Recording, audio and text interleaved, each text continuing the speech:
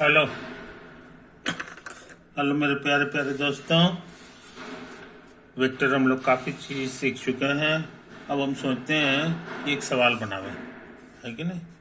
Question हम लिखने जा रहे हैं। ये मेरा वीडियो नंबर क्या कहलाएगा, उसको याद होगा। ये मेरा लेक्चर नंबर 41 कहलाएगा, है कि नहीं। साफ सुथरा लिख लें 41। ये एप्लीकेशन टू वेक्टर है। वेक्टर का पढ़ाई बहुत इंपॉर्टेंट है, इसलिए कि हम जो कुछ पढ़ रहे हैं, है कि नहीं। वेक्टर जो है फिजिक्स में भी भरा हुआ है, और वेक्टर जो है तुम्हारा मैथ में भी भरा हुआ है कि नहीं। तो वेक्टर पढ़ने से क्या है कि एक ही चीज पढ़ो और नंबर दोनों जगह उठाओ। इसीलिए वेक्टर लोग बड़ी शौक से पढ़ते हैं, और तुम काफी चीज थ्योरी कर चुके हो। अब हम चाहते हैं कुछ सवाल बनावे, है कि नहीं। A man travel east at 8 kilometer per hour, finds that the wind seems to blow directly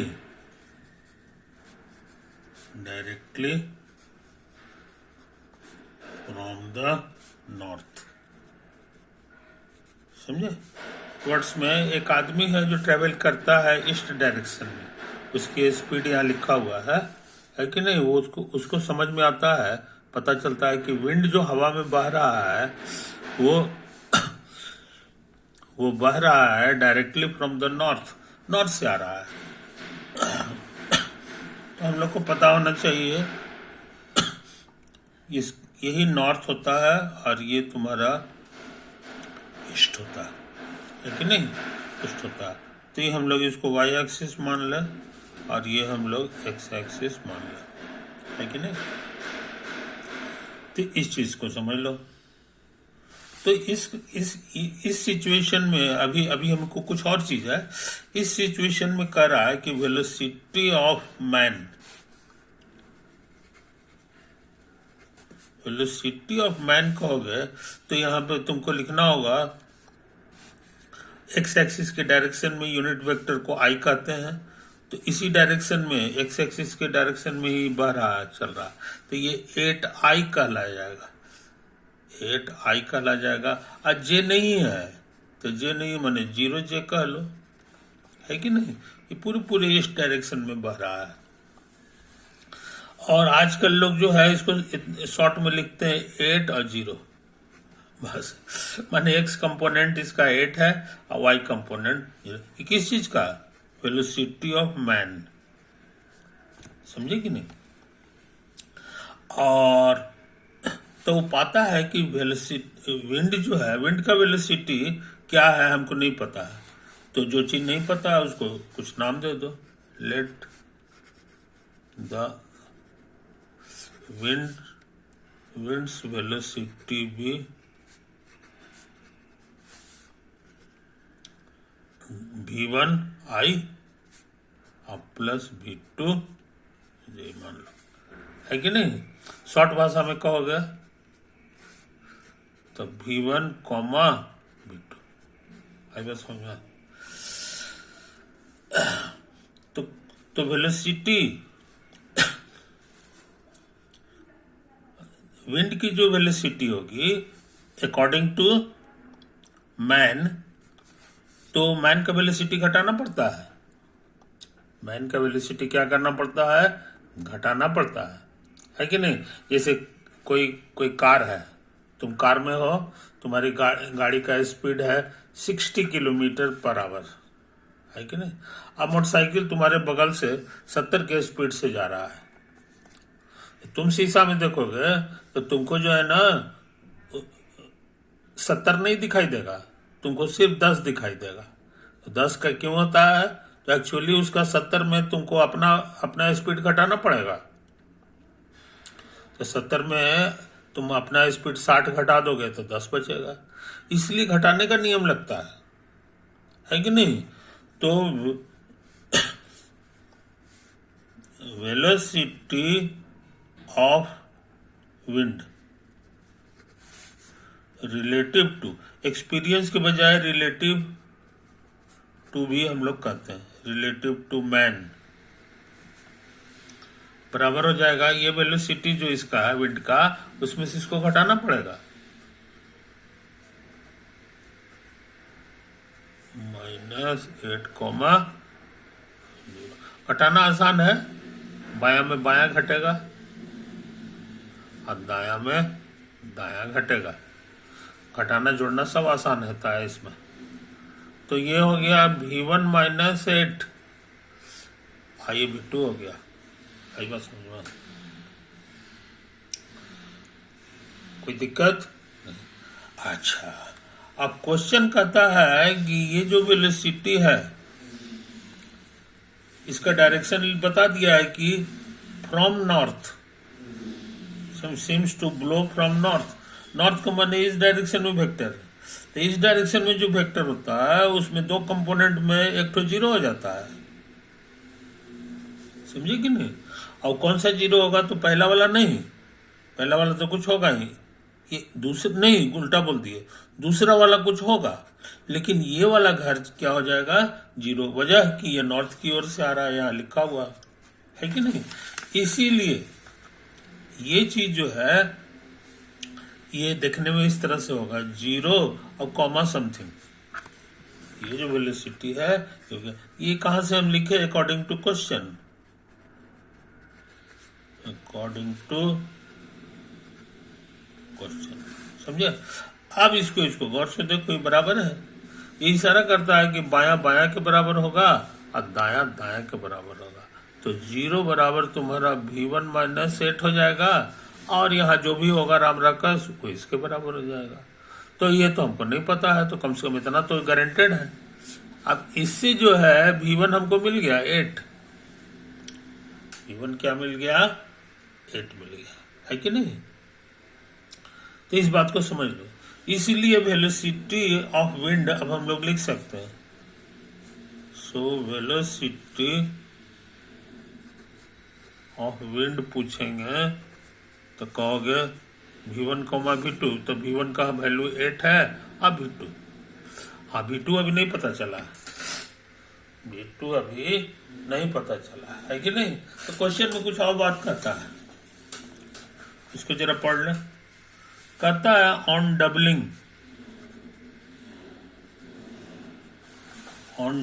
his speed, his माने आदमी का स्पीड जो बढ़ा देगा, ही फाइंड्स, तो वो आदमी क्या पाता है, सो समझ लो, ही फाइंड्स दैट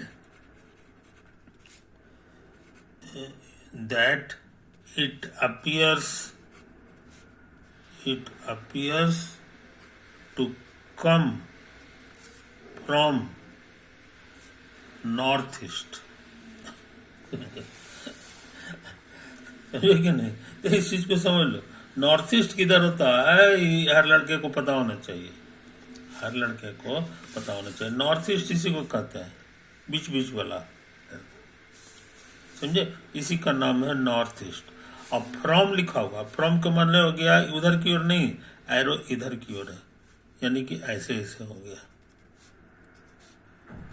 बीच बीच भी से होता है, इसका माने ये भी 45 डिग्री है और ये भी 45 डिग्री। इसका माने ये जो वेक्टर होगा इसका दोनों कंपोनेंट जो है बराबर होगा, क्या होगा, बराबर होगा। कब, जब ये 8 के बजाय दुगना हो जाए, कितना हो जाए, डबल हो जाए। तो जब 8 की जगह 16 हो जाएगा तो ये सिंप्लीफाई होकर दे देगा V1 -16, V1 -16 कॉमा V2 हो जाएगा, है कि नहीं। तो विंड के from question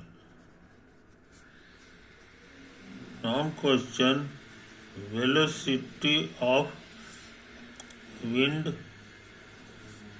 relative to man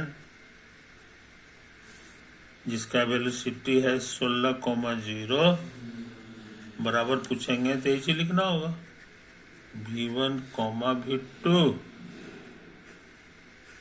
और माइनस 16, समझे जनाब। तो ये आ जाएगा v1 माइनस 16 और v2 माइनस 0। अब v1 मेरा निकाला हुआ है, v1 हम अभी भी निकाले 8 है, 8 माइनस 16 और v2 माइनस 0।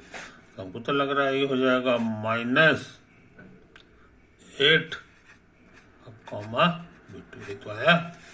अब क्वेश्चन के अनुसार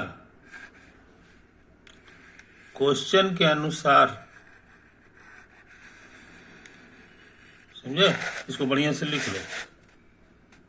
ये जो तुम्हारा रिजल्ट आया है ये क्वेश्चन के अनुसार उसका डायरेक्शन ये है। ये डायरेक्शन होने के मतलब पीछे पीछे से है। इसका माने है कि इसका एक कंपोनेंट जितना होगा दूसरा कंपोनेंट भी उतना ही होगा। समझे कि नहीं, इस चीज को समझ लो। यानी दोनों नंबर बराबर है, हाँ, लेकिन साइन अपोजिट नहीं है, साइन भी अपोजिट नहीं है। ये भी इधर निगेटिव होगा तो ये भी निगेटिव होगा, है कि नहीं। तो फ्रॉम क्वेश्चन यहाँ पे लिख दो, फ्रॉम क्वेश्चन ये दोनों नंबर बराबर है तो -8 बराबर v2। समझे, v1 v2 सब निकल गया। सो required velocity of wind पूछेंगे तो कहोगे v1, v2। तो v1 की जगह तुम्हारा आ गया है, v1 की जगह आ गया है कितना है जी, v1 8 है और ये तुम्हारा -8। IJK की भाषा में लिखोगे तो ये 8 हो गया और यहाँ पर I होगा, अब प्लस -8 इसमें J लगा दो, यही आ गया वेलोसिटी। न हो तो इसको 8 को इस बाहर कर लो, है कि नहीं। अच्छा, मैग्नीट्यूड जानना चाहते हो, इट्स मैग्नीट्यूड, तो कहोगे दोनों को स्क्वायर करके जोड़ना होगा, यही हो गया। तो ये 8 जो है तुम्हारा बाहर आ जाएगा और √2 हो गया km/h। समझे, और डायरेक्शन पता चल गया। 8 इधर ले लो, ये I है -I जी, तो ये कौन डायरेक्शन होगा सो समझ लो। I के मतलब हो गया जनाब कि इधर जाना है, और -J के माने हो गया ऊपर नहीं चढ़ना है, नीचे आना है, वो ये हो गया। ये तो इधर से ये तुम्हारा जो है एक्चुअल में यही हो गया वेलोसिटी ऑफ विंड। समझे, तो डायरेक्शन भी जान गया। ये डायरेक्शन सच पूछे तो कहला जाएगा ईस्ट, नॉर्थ है साउथ, ईस्ट साउथ। समझे, तो हवा जो है जब ईस्ट साउथ से बहेगी तब ये तमाशा होगा, और ये मैग्नीट्यूड भी हम लोग निकाल लिए कि हवा का वेलोसिटी क्या है कि नहीं। तो हमको उम्मीद है मेरे दोस्त कि तुम इन बारीकियों को समझ रहे हो, है कि नहीं, कैसे वेक्टर का पढ़ाई से हम लोग फायदा उठाते हैं, अप्लाई करते हैं। ये एक सवाल था जो शुरू में का क्वेश्चन है जो हम लोग कर चुके हैं। अच्छा, अब सोचते हैं एक और सवाल पे दिमाग लगा रहे हैं, एक और सवाल पर दिमाग। पहले तो क्वेश्चन ही चाहिए जी। ऐसा करते हैं, इसको यहीं पे पचावे, है कि नहीं।